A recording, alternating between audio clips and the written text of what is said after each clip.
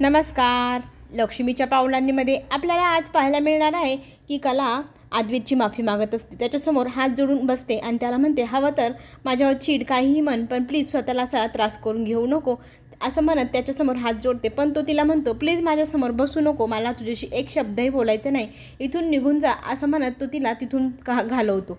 मग ती तिथून उठते आणि झोपण्याचा प्रयत्न करते, पण ती एकटक अद्वैतकडं पाहत असते. अद्वैत टेन्शनमध्ये बसलेला असतो. त्याला फार वाईट वाटत असतं की प्रत्येकजण माझाच विश्वासघात करतं आणि प्रत्येकाला मीच भेटतो फसवणूक करायला, खोटं बोलायला, म्हणून त्याला स्वतःचाच राग येत असतो. आणि कला त्याची माफी मागत असते, पण तो तिच्याकडे लक्ष देत नाही. मग ती झोपायला जाते. अर्धी रात्र उलटून जाते. ती गाढ झोपेमध्ये असते. तिला नंतर पुन्हा जाग येते. जाग आल्यानंतर ती पाहते की अजूनही हा अद्वैत असाच भूतासारखा बसलेला आहे, झोपलेलाच नाही. किती टेन्शन घेतलं याने, म्हणून ती बघते. 12:30 वाजले आहे रात्रीचे, तरीही झोपलेलं नाही. त्याच्याशी बोलण्याचा प्रयत्न ती करू लागते आणि मग त्याला ती म्हणते, अरे झोप ना. तेव्हा तो तिच्यावर चिडतो, तू तुझं बघ, माझं मी बघायला समर्थ आहे, तू माझ्यामध्ये जास्त बोलू नको. तेव्हा ती त्याच्याशी बोलण्याचा प्रयत्न करते. जो काही त्रास होत आहे तो मी स्वतः मान्य करते, हवं तर तुझी माफीही मागते आणि स्वतःला त्रास करून घेऊ नको, असं म्हणून त्याला समजवण्याचा प्रयत्न करत असते.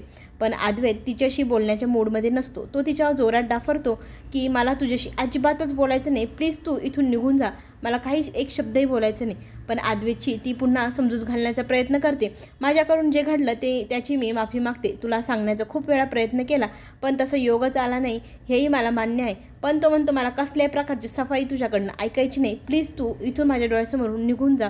असं म्हटल्यानंतर ती थेट रूममधनं बाहेर निघून जाते. अद्वैत मात्र तिथेच टेन्शनमध्ये बसलेला असतो आणि इकडे ती सरोजच्या रूममध्ये दरवाजा वाजवायला येते. रूमच्या बाहेर दार वाजवल्यानंतर सरोज पाहते, इतक्या रात्री किती वाजले आहे, एवढ्या रात्री कोण आला आहे, म्हणून ती मग लाईट लावते आणि जाते बघायला. आणि तिथे समोर तिला कला दिसते. कलाला पाहून, तू कशाला आली आहेस ग, म्हणून जोरजोरात ओरडायला लागते.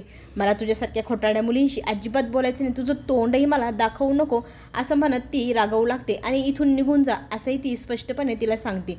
काहीही शब्द न ऐकून घेता तिच्यावर जोरजोरात ओरडल्यानंतर कला काहीच बोलत नाही. कला तिच्याकडे पाहत असते आणि ती फाड बोलत असते, तुमच्यासारख्या खोटाड्या लोकांकडनं अपेक्षा तरी काय कराव्या, फक्त माझ्या डोळ्यासमोर माफी मागायला येऊ नको आणि तुला माफ तर मी अजिबात ह्या जन्मात करणार नाही, असंही बोलू लागते.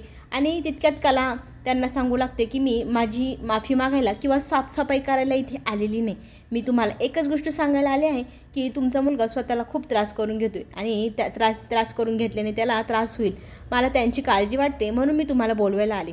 तेव्हा ती म्हणते, आधी माझ्या मुलाला त्रास द्यायचा, तू नकोशी त्याला, एवढं माहिती असूनही तू त्याला त्रास देते आणि मग तू सावरासावर करायला, त्याची दया दाखवायला माझ्याकडे आली आहेस आणि दाखवते की किती काळजी आहे तुला त्याची अजिबात काळजी नाही, तुझे हे नाटकं माझ्यासमोर करू नको, असं सरोज बोलते आणि सरक बाजूला असं जोरात तिला ओरडते. आणि कला बाजूला होते, पण तिने सांगते की मी माझ्यासाठी नाही तर फक्त तुमच्या मुलासाठी इथे आले आहे, मला तुमची माफी वगैरे काही मागायची नाही. मी आत्तापर्यंत जे काय केलं ते मी मान्य करते, मी चूक केली, तुम्हाला न सांगता केलं, पण मी त्याची माफी मागायला किंवा स्पष्टीकरण द्यायला इथे आलेली नाही.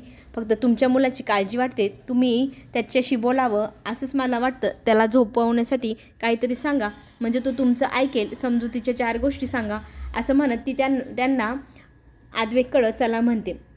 आणि सरोजला मात्र तिचा इतका राग येत असतो, इतकं सगळं होऊन ही मुलगी माझी माफी मागायला आलेली नाही आणि स्वतःचाच तोरा मिरवते म्हटल्यानंतर तिला खूप राग येतो.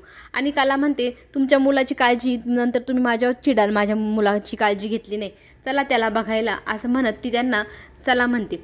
मग सरोज तिला बाजूला हो असं म्हणते आणि वरती त्याच्याकडे जाते. कला एक शब्दही न बोलता सरळ बाजूला कोपऱ्यात उभी राहते आणि सरोज मग तिथून निघून जाते. पुढे आपल्याला असे पाहायला मिळतं की सरोजचा इतका माज आहे, कलाला इतकं माजोड्यापणे ती काय बोलत असते, पण एक शब्दही बिचारी कला एक शब्दही बोलत नाही आणि निमूटपणे सगळं बोलणं ऐकून घेते.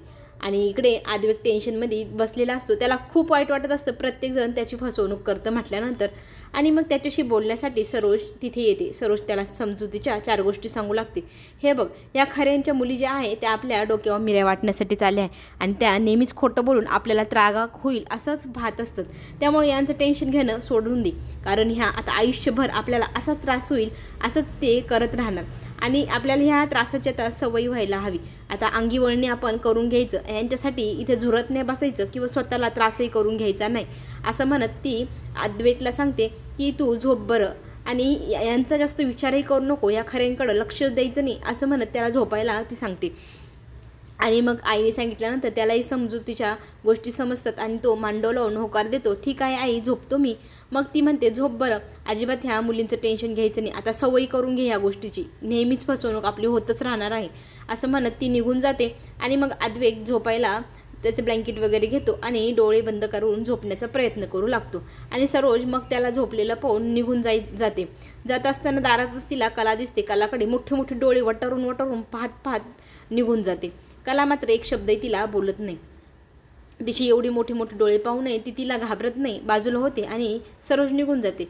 दुसऱ्या दिवशी सकाळी सकाळी नवीन कलाकार मुलगी शोधण्याचा अद्वैतचा प्रयत्न सुरू. कितीतरी लोकांना फोन केला आणि 2 वेकन्सी एक असं सांगा, आणि आपल्याला सानिकालाही कामावरनं काढायचं आहे असंही त्या ॲडमध्ये तो सांगतो. म्हणजे 2 वेकन्सी आहे, एक डिझायनरची आणि एक सानिकाची जागा रिकामी आहे असंही सांगा, म्हणजे लवकरात लवकर आपल्याला 2 मुली भेटतीलच. आणि आता सानिकाला काढून टाकणार हे ऐकल्यानंतर कलाला मोठा धक्का बसतो. बिचारीला माझ्यामुळे त्रास नको, माझ्यामुळे तिची नोकरी नको जायला. तिला खूप वाईट वाटत असतं, काय करावं तिला समजेना. ती म्हणते आता अद्वैतशी बोलावं लागेल, माझं ठीक आहे पण तिला नको बिचारीला कामावरून काढायला. मग ती अद्वैतशी बोलण्याचा प्रयत्न करते. हे बघ, तुझं आणि माझं जे काय असेल ते आपला घरातला वाद, पण प्लीज त्या बिचारी मुलीला काढू नको, ती खूप कष्टाळू आहे आणि तिने डिझाईन तुला अप्रूव्ह केल्यानंतरच तिने मला कामावर ठेवलं. तिने स्वतःच्या मनाने एकही डिसिजन घेतला नाही. तिने तू बघितलं की माझ्या डिझाईन तुला आवडत आहे, त्याच्यानंतरच ती मला काम देऊ लागली. अरे खरंच त्या मुलीला काढू नको, ती खूप कष्टाळू आहे, खूप चांगली मुलगी आहे. पण अद्वैत तिला म्हणतो, मी माझ्या ऑफिसमध्ये काय करायचं काय नाही याचा सल्ला तू मला द्यायचं नाही. मला काय कसं वागायचं, कसं करायचं, कुणाला ठेवायचं, कुणाला काढायचं हे सगळे डिसिजन घ्यायला मी समर्थ आहे. माझ्या कंपनीत कोण राहणार कोण नाही हे मीच बघेल, त्यामुळे तू मला सल्लाही देऊ नको. कला त्याला म्हणते, माझ्यावरचा राग त्या बिचारी मुलीवर अजिबात काढू नको. अरे ती खूप कष्टाळू आहे, जेन्युइनली ती खूप चांगलं काम करते तुझ्या कंपनीत. पण तो म्हणतो, माझ्या कंपनीत खोटारड्या लोकांना वेकन्सी नाही, त्यांना मी माझ्या डोळ्यासमोर सहन करू शकत नाही, तेव्हा तिला कामावरून काढावंच लागेल असं म्हणत तो निघून जातो. कलाला मात्र वाईट वाटत असतं, माझ्यामुळे बिचारीचा जॉब जाणार आणि हे तिला सहनच होत नसतं. कुणाशी तरी बोलायला हवं, याचा माजोरड्याचा स्वभाव आहे, हा काही याचा स्वभाव बदलणार नाही. कुणाशी बोलावं विचार करत करत ती खाली येते आणि तिला आबांची खोली दिसते. आबांकडे ती धावत धावत जाते. आबा, मला ना तुमच्याशी एक गोष्ट बोलायची आहे. आबा डोळे बंद करून तिथे बसलेले असतात. आबांना म्हणते, माझ्यामुळे तुम्हाला त्रास होतोय का? आबा म्हणतात, नाही. काय झालं आहे बोल ना, मी बघतोय तुझा चेहरा खूपच हिरमुसलेला दिसतोय, उदास दिसते तू, काही झालं आहे? तेव्हा ती म्हणते, आबा मला मान्य आहे मी जे काही केलं ते चूक केली, मी सगळ्यांना न सांगता एवढं काम केलं, याचा इतका जणांना त्रास होईल हेही मला वाटलं नव्हतं, पण मला खरंच खूप जणांची माफी मागायची आहे, माझ्यामुळे इतक्या जणांना त्रास झाला, पण माझा हेतू मात्र खराब नव्हता. मी तुम्हाला सांगितलं ना माझा हेतू काय होता, पण सगळेजण माझ्यावरती नाराज आहे, मला काय करावं सुचेना. तेव्हा आबा म्हणतात, तू जे काही केलं ते मला माहिती आहे, आता पुढे काय करायचं ते मी कसं सांगू. तेव्हा ती म्हणते, आबा मी तुम्हाला काल म्हटले होते ना, मला कोणी आपलं समोरचं आपलं काही बोलणं ऐकत नसेल तर काय करावं सुचत नव्हतं. मी काल खरंच त्यांना सांगण्यासाठी फोनही केला, पण त्याने माझा फोन उचलला नाही. का कुणास ठाऊक कोण माझ्या अगोदर त्यांच्यापर्यंत पोहोचलं आणि सत्य सांगितलं. तेव्हा आबा म्हणतात, हे तर होणारच होतं आणि आपल्या आयुष्यात आपण जे नियोजन करतो तसं कधीच होत नाही, त्याच्या उलटच होतं, त्यामुळे ह्या सगळ्या गोष्टी आयुष्यात चालतच राहणार.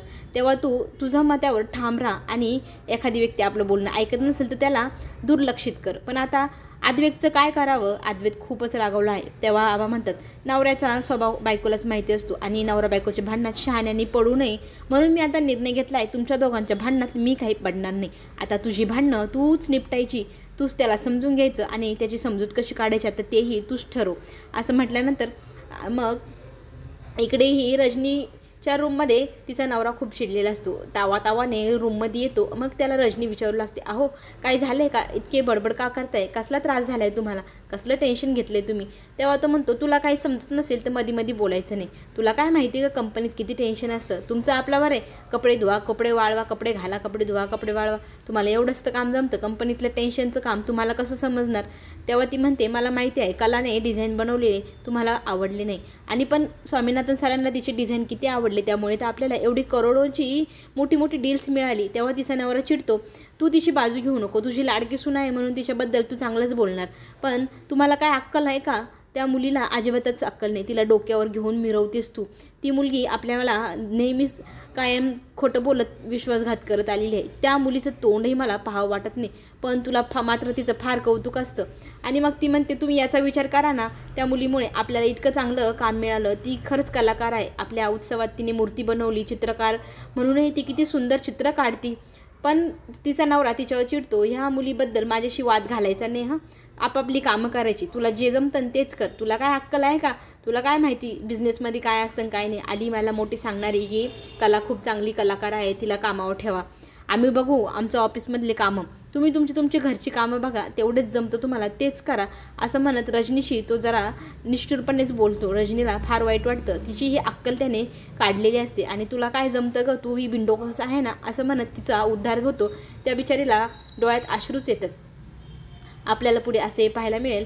आता कला म्हणते, आबा मी नक्की करू काय? तेव्हा आबा तिला सांगतात, आता तू तुझ्या मनस्थितीने तुझ्या डोक्याचा वापर करून कशी समजून घालायची तुझ्या नवऱ्याशी ते तू पहा आणि तसं वाग. तुला आता मी काहीच मदत करू शकणार नाही, कारण इथून पुढेची लढाई तुला तुझी लढावीच लागणार आणि तुला कोणीही मदत करू शकणार नाही. त्यामुळे स्वतःच आता खंबीर हो आणि उभी राहा आणि ह्या आलेल्या प्रसंगाला सामोरे जा. आता कला स्वतःच निर्णय घेणार, कसं वागायचं, आद्वेशी कशी समजूत घालायची त्याची ती स्वतःच ठरवणार.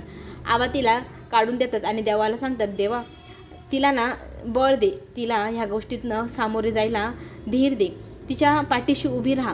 देवी आईला तो विनंती करतो आणि देवासमोर हात जोडून म्हणतो, ह्या दोघांनाच माहिती आता पुढे काय होणार. आता मी तर काहीच करू शकणार नाही असंही आबा बोलतात आणि हसू लागतात तिची ती परिस्थिती पाहून. पण तिला लढावंच लागेल.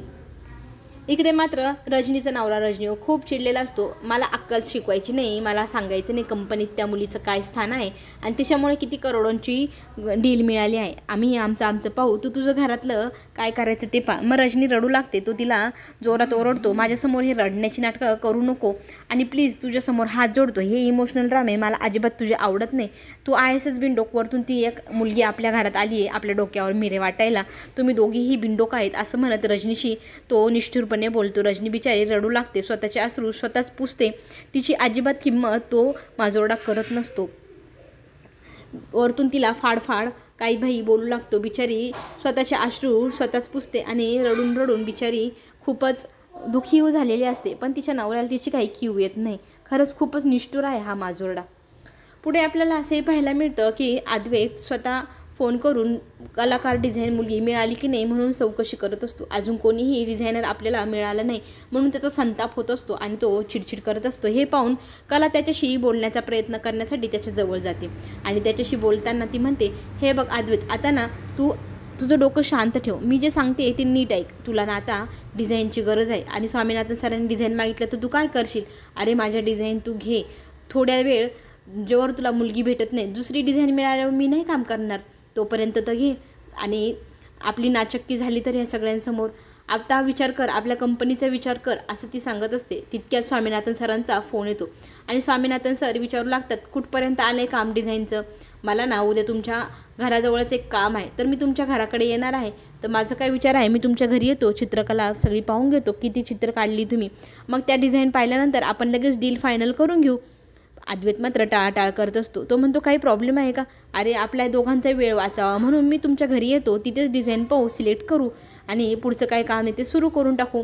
चालेल ना मी तुमच्या घरी आलो तर? असं म्हटल्यावर अद्वैत एक क्षणाला थोडा शांत राहतो. नंतर म्हणतो, हो हो या, नक्की या, मला चालेल तुम्ही आल्या तर. आता त्याला टेन्शन आले, डिझाईन तयार नाही आणि स्वामीनाथन सरांना डिझाईन पाहिजे, कुठून आणू डिझाईन म्हणून तो फोनच फेकतो. कला त्याला म्हणते, प्लीज विचार कर, माझ्या बनवलेल्या डिझाईन तू घे, आपल्या सगळ्या कोल्हापूरात नाचक्की होईल, आपल्या चांदेकरांचं नाव बदनाम होईल. अरे ह्या डीलचं कॅन्सल होणं आपल्यासाठी किती महत्त्वाचं आहे, ती डील झालीच पाहिजे, विचार कर थोडा तरी. जोपर्यंत तुला नवीन मुलगी भेटत नाही तोपर्यंत तरी माझ्या डिझाईन घे, नंतर वाटलं तर तू नको घेऊ, असं समजवून ती सांगत असते. पण अद्वैत तिची डिझाईन आणि तिचं शब्द एकही ऐकायला तयार नाही, पाहायला तयार नाही. तो म्हणतो, मी माझा चांदेकर आहे, मी स्वतःचे कामं स्वतः निपटू शकतो, आलेलं संकटही मी घालू शकतो, तुझ्या मदतीची मला गरज नाही, असं म्हणत तो कठोरपणे कलाशी बोलू लागतो. कला मात्र समजत असते पण समोरचा व्यक्ती समजून घेण्याजोगा आहे की नाही हे तरी तिने पाहावं. तो एक शब्दही तिचा ऐकायला तयार नाही. कितीतरी वेळा माफी मागितली तरी तो तिला भाव देत नाही आणि तो म्हणतो तुझी मला मदतही नको, तू काहीही करायचं नाही, माझ्या कंपनीत काय करायचं काय नाही मी बघेल आणि मीही एक सोनार आहे, मलाही माहिती डिझाईन कसे बनवायचे. आता तर रात्रीतनं स्वतःच मी डिझाईन बनवतो आणि स्वामीनाथन सरांना दाखवतो. तेव्हा ती म्हणते अरे काय मूर्खपणा आहे हा, मी बनवलेली डिझाईन तू दाखवून दे, कशाला एवढं वेळ वाया घालवतोय आणि नवीन डिझायनर मिळाल्यानंतर कर ना तुझं काम. पण तो काही मात्र ऐकायला तयार नाही. तो त्याची पेपर्स घेतो, लॅपटॉप काढतो आणि तावाने स्वतःच डिझाईन सर्च करून स्वतःच बनवायला घेतो. आता कला त्याची सगळी ही गंमत पाहत असते. आता हा स्वतः डिझाईन बनवणार आणि डिझाईन अशा घाणेरड्या बनवत असतो. कलाला त्याची अत्यंत कीव येत असते, इतक्या घाणेरड्या डिझाईन बनवतो कशा त्या स्वामीनाथन सरांना आवडणार. दुसऱ्या दिवशी स्वामीनाथन सर घरी येतात. त्यांना डिझाईन तो दाखवायला सुरुवात करतो. आता तो म्हणतो डिझाईन व्यवस्थित आहे ना, मला आवडलं पाहिजे, नाही तर मी डील करणार नाही हां, असंही स्वामीनाथन सर बोलतात.